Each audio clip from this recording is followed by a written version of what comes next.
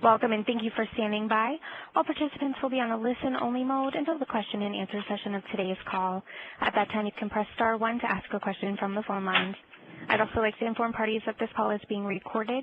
If you have any objections, you may disconnect at this time. And then I'll turn the meeting over to Ms. Kelly Landy. Thank you, ma'am. You may begin. Hi, everyone. Thank you all so much for taking time to join us today. I'm Kelly Landy, the Acting Director of the Office of Advocacy Relations here at the National Cancer Institute. Thanks again, and a special thank you to all of our colleagues who have taken time out of their busy ASCO schedule to tune in. As you all know, today we have Dr. Doug Lowy, Acting Director of the National Cancer Institute, here with us. Dr. Lowy is here today to discuss research priorities, including the Precision Medicine Initiative and its potential to lead to better treatments through predictive oncology. In addition, Dr. Lowy will be discussing the challenging budget environment facing NIH and NCI. To all of you, we know that you all have summer and fall activities planned. A note about your efforts. As an institute, we are very appreciative of the passion and commitment you all bring to cancer research. Your voice and perspectives are critical to getting the best treatments to patients, and we really value these interactions with you. We view this as a series of discussions throughout the coming year. After Dr. Lowy's presentation, there'll be some time for questions. We have received a few questions ahead of time, and we'll answer those first. As time permits, we'll be taking a few of your questions live as well. Please do use the chat function for your questions and send those over in advance just to save time so we can hear from as many of you as possible. So now I'm going to pass the webinar over to Dr. Lowy so we can hear more about NCI's priorities and hear from all of you. Thank you. Thanks very much, Kelly. Good afternoon and good morning to those of you who are on the West Coast and on Mountain Time. It's a pleasure for me to have this opportunity to talk with you about some aspect of what's going on at NCI. And as Kelly mentions, I'm going to be emphasizing two particular areas. One is precision medicine, especially as it is related to cancer treatment, and the other is some current budgetary issues. We are very grateful for those of you who are on the phone and also for your efforts to try to support the NCI in various ways. The first issue that I wanted to cover today is what is precision medicine? There's been a lot of buzz about it, and I think that many people aren't entirely clear about what it might be.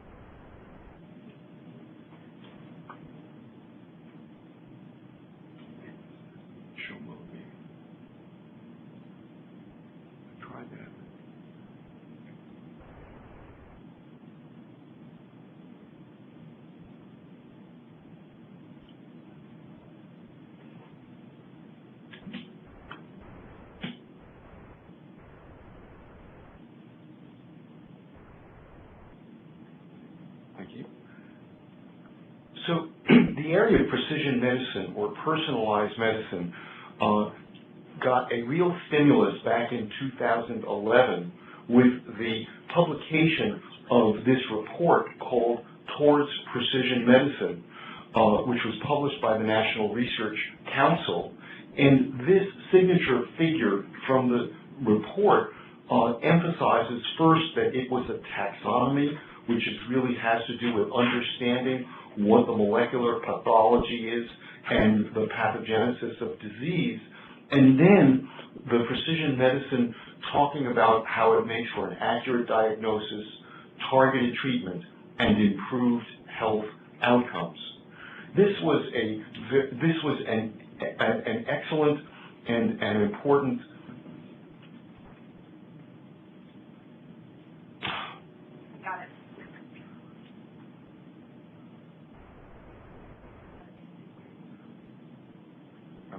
This was an important publication, and what it said, as shown here in this box is that precision medicine or personalized medicine refers to the tailoring of medical treatment to the individual characteristics of each patient.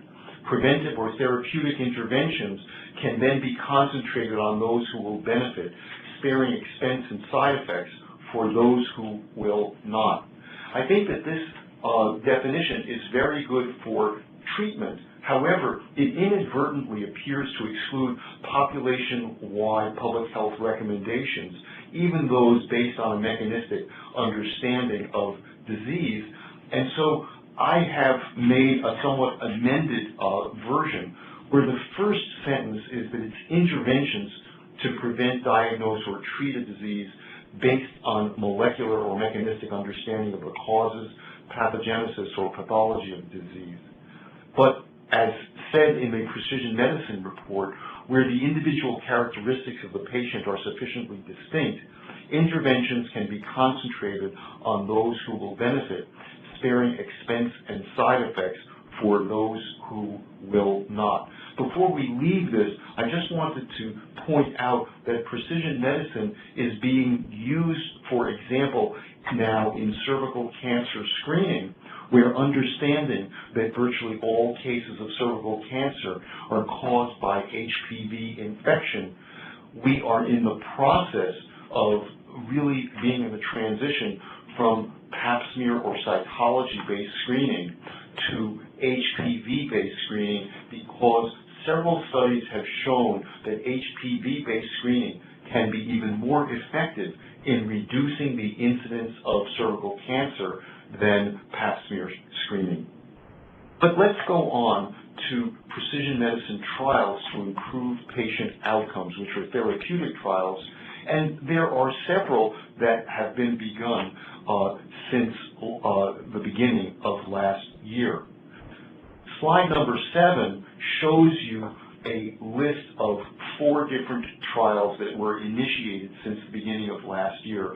One is the Lung MAP trial, which is a trial of lung squamous cell cancer. It is a master protocol in the sense that it is testing a number of different molecular abnormalities and a number of different targeted treatment.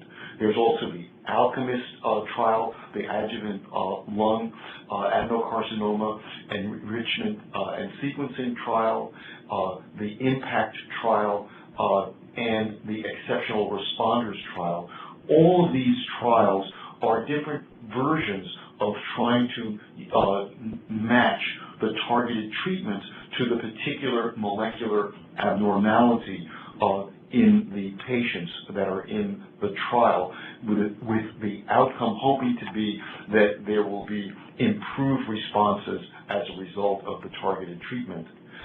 Turning to slide number 8, which is talks about the NCI MATCH trial, which is the trial that has been announced today at ASCO. It has been in the works for a long time. It is the largest and most rigorous precision oncology trial, and its goal is for the foundation discovery that focuses on molecular abnormalities rather than on the site of tumor origin. And it uses a validated and standardized gene sequencing and selection targeted therapy that is we refer to as the matchbox for developing the treatments for individual patients. The trial was co-developed by NCI and by ECOG Akron as part of the National Cancer Trials Network. And it is going to be available virtually any place in the United States with more than 2,400 sites nationwide. The adult MATCH trial changes the current clinical paradigm to a new paradigm, as shown in slide 9. The current paradigm is to evaluate drugs in a particular cancer type at a particular organ site, whereas the MATCH trial follows a paradigm that's based on targeted treatment of specific actionable molecular abnormalities in cancer independent of the organ site. Actionable means that there either is a FDA-approved targeted drug for that abnormality, or there is an investigational drug that targets that abnormality. And the trial is a public-private partnership with about 20 different pharmaceutical companies at the moment, testing a range of targeted treatments in a single trial. It will test either off-label use of FDA-approved drugs or investigational drugs. By bringing together this large number of companies and large number of targeted treatments, it is much more likely that a patient who is interested in entering this trial, there will be a drug available for him or her as a result of the screen. The pediatric match trial is currently under discussion. It's for children with advanced cancers that have progressed on standard therapy, but it is modeled after the adult match trial, where DNA sequencing will be used to identify children whose tumors have a genetic abnormality for which there is either an approved or an investigational targeted drug. And it's a partnership with the NCI-funded Children's Oncology Group, but it's still, as I mentioned, under development, but a timetable for launch or patient enrollment will be available soon. I'd now like to turn more specifically to the Precision Medicine Initiative to define what it is and how we are trying to take advantage of precision medicine in ways beyond the clinical trials. This is part of President Obama's FY16 budget proposal that would start in October of this year. And the President's proposal has 4 parts. The part that we'll be focusing on is the expansion of the application of precision medicine in cancer treatment, but you should also be aware that there is a component to establish a cohort of 1 million or more volunteers to help bring precision medicine to a wide range of diseases, an increase in FDA's capacity to support the advance of precision medicine in regulatory issues, and to develop interoperability standards for data exchange across systems while protecting privacy that is for the Office of the National Coordinator for Health Information Technology. In precision oncology, the Cancer Genome Atlas, or TCGA, analyzed a large number of tumors from different tumor types and is in the process of being completion. But as a consequence, we have a much greater appreciation of and understanding of the complexity and the molecular abnormalities in cancer. And we have initiated a number of different trials, most of which I have discussed in a previous slide. In addition, as just mentioned, there is the NCI match trial, which has just been approved and launched. And it will be having the characteristics that I mentioned. But what we're hoping to have happen as a result of the President's initiative is what we are calling NCI Match Plus, which is scaling up the NCI Precision Medicine Initiative to leverage the critical mass from previous genomic research to broaden molecular profiling in NCI-supported trials, use early signals to direct new trials, and it has the potential to change cancer clinical trial paradigms, as I have mentioned, and to discover new mechanisms of reaction or resistance to novel therapy, and in addition, to try to overcome that resistance. So what is in the $70 million proposal requested by President Obama to expand the genomics-based clinical and preclinical studies?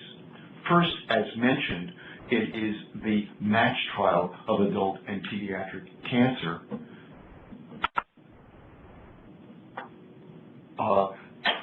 But in addition, there will be a repository of patient-derived preclinical models for evaluating targeted therapy, and importantly, to try to understand drug resistance and to overcome it, especially with the promise and the potential of combination treatment.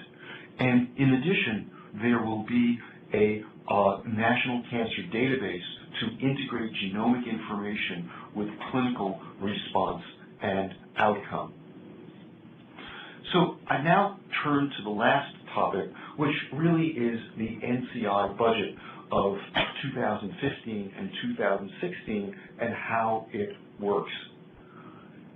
This diagram shows for you, first, that ongoing and long-term projects, infrastructure, and training programs make up more than 80% of the annual budget. And therefore, as shown in the bottom right, each year only a small portion of the budget is actually available for new projects. And the new projects are divided between a number of different components, which include basic research, translational research, clinical research, and supporting the cancer research infrastructure. And these projects, in addition, the basic science, as shown on the next slide, really forms the baseline for the breakthroughs and new initiatives that are going to give us even better outcomes, we hope, with cancer in the future.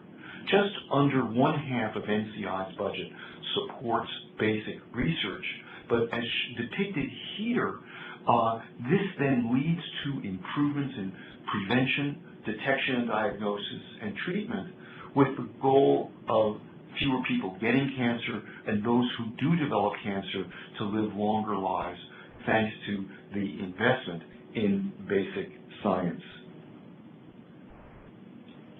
What about the NCI budget itself?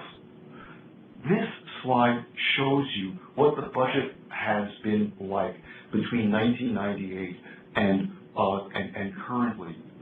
And what I hope you can appreciate on the left side of this is the so-called doubling of the budget, where between 1998 and 2004, the budget for the NCI just about doubled, as shown in the light blue bars. The dark blue or dark green bars actually show you, however, what has happened to the purchasing power of that money. And you can appreciate, I think, how the purchasing power for the NCI budget has gone down substantially over the last 10 years, so that we have now have at our disposal in terms of purchasing power. We're just about back, as shown in this horizontal dotted line, where we were in 1999 after the first year of the doubling. What has been the impact of this on the success rate for grant applications for basic, translational, applied research, etc.? This next slide shows you what has happened with funding mechanism, with the funding success rates since the late 1970s up through last year. And what I hope you can see is that prior to the doubling of the budget, that success rates generally were between 25 and 35%, which means that between 1 in 4 and 1 in 3 applications were actually funded. Starting with the end of the doubling of the budget, as shown here with the horizontal green bar around 2004, there has been a continuing and rather marked drop in the success in the funding rates, so that now it's closer to about 15% success, which translates essentially to 1 in 6 or 1 in 7 applications are actually successful. So there are many meritorious applications which we simply are not able to fund. So the President's FY16 budget appropriation is for a $1 billion increase for NIH as a whole, essentially to go from just over $30 billion, the FY15 appropriation, to just over $31 billion.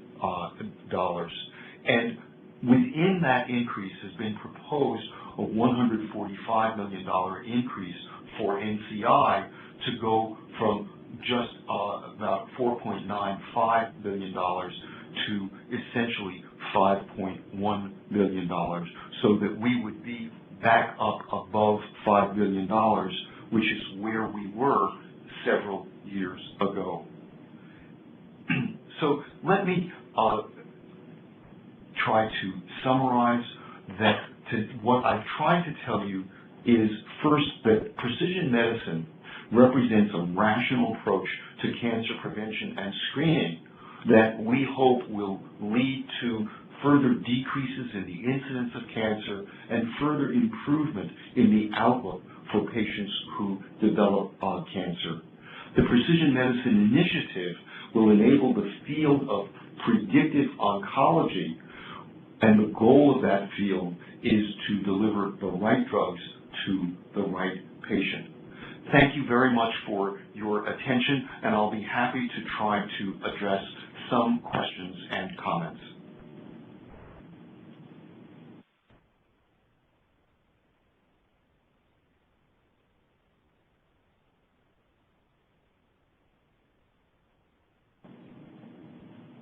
So one question that we have received is, what is NCI's greatest research challenge in the near term?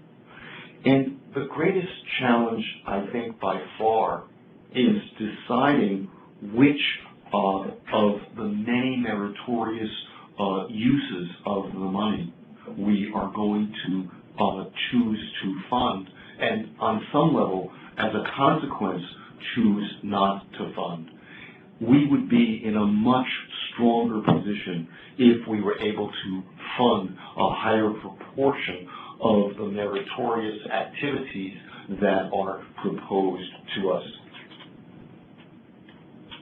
And I think we have one more submitted question about targeted therapies on specific pathways, if you would address. So this question says, targeted therapy directed towards specific pathways seems especially challenging in cancers which contain several genomic signatures within a tumor. How can this be overcome considering the great expense of each targeting agent?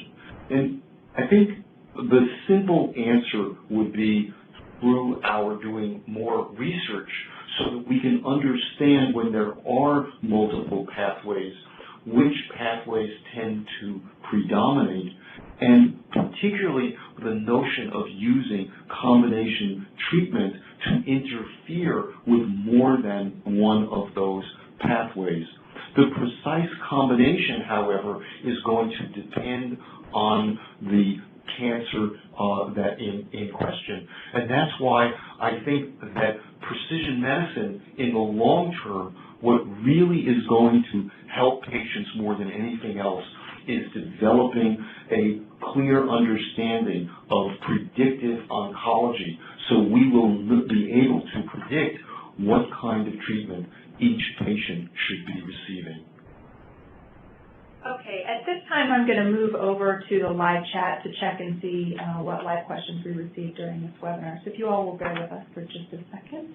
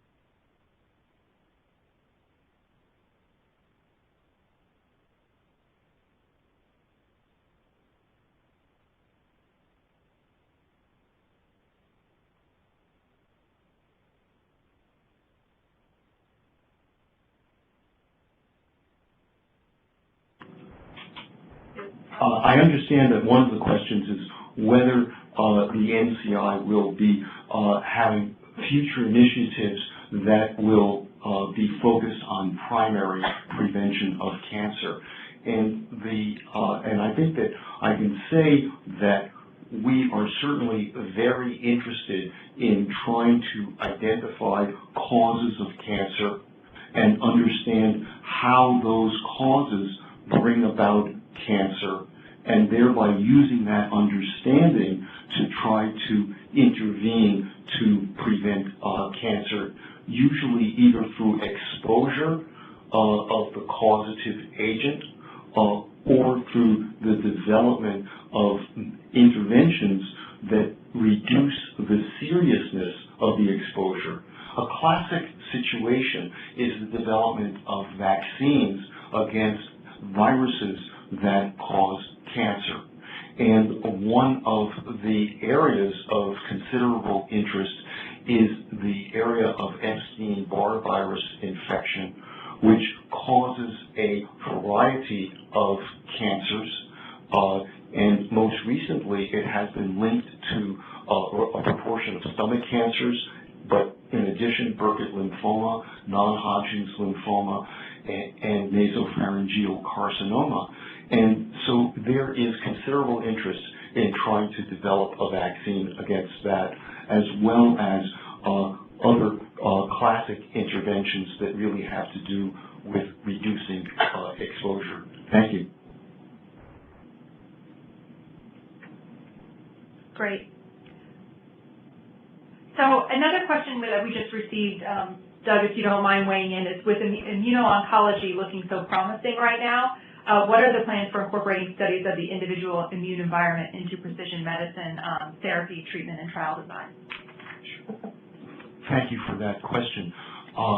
The question correctly identifies this as a potentially important area, and we see this in the context of the precision medicine trials, particularly with the opportunity for combination treatment. We hope that understanding the basis of resistance, that this will contribute importantly towards overcoming that area. Thank you. Great.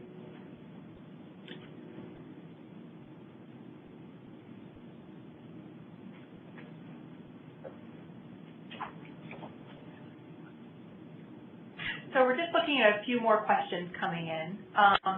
And there's a question here on CMS policy and coverage. Doug, if there's any comment you can make on the top here.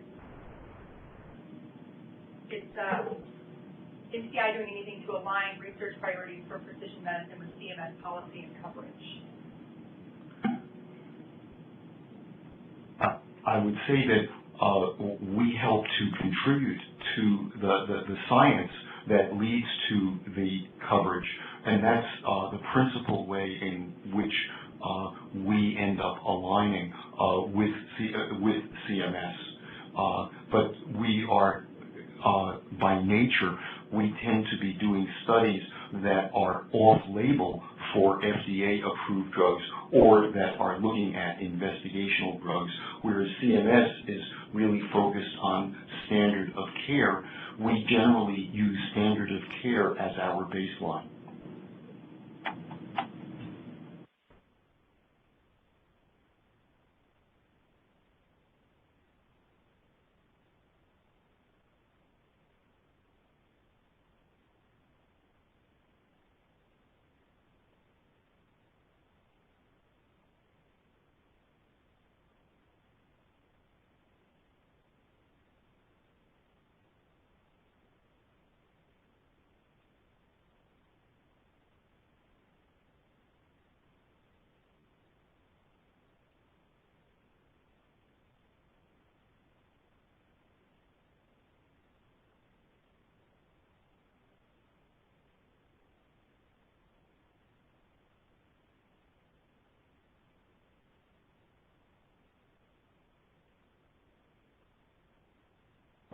Okay, it looks like we have one additional question here that Doug will address. This will have to be Doug's last answer, or a question, and please feel free to follow up with the advocacy office. I'll give you our email at the end. Yes, the question really is how advocates can help until the trial opens in July. And I think that if you interact with Kelly and others in the advocacy office, they can really give you assistance in this area. We are delighted that you are excited about this.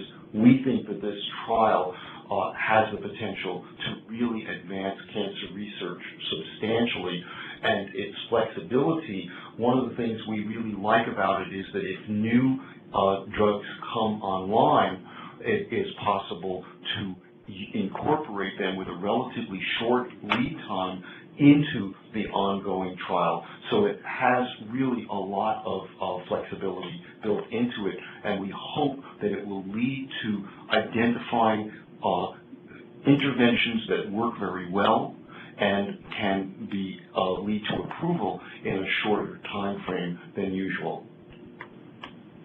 Great. Thank you, Doug, very much. Thanks very much for joining us today. We appreciated hearing from Dr. Lowy, and we appreciated all of the questions you all had today. Please do follow up with the Office of Advocacy Relations so we can continue this dialogue. You can reach us at nciadvocacy@nih.gov. And we want to thank you all again for your time and for your participation, and especially thank Doug for attending today and speaking with all of us. So that concludes the webinar, and we hope to hear from all of you soon.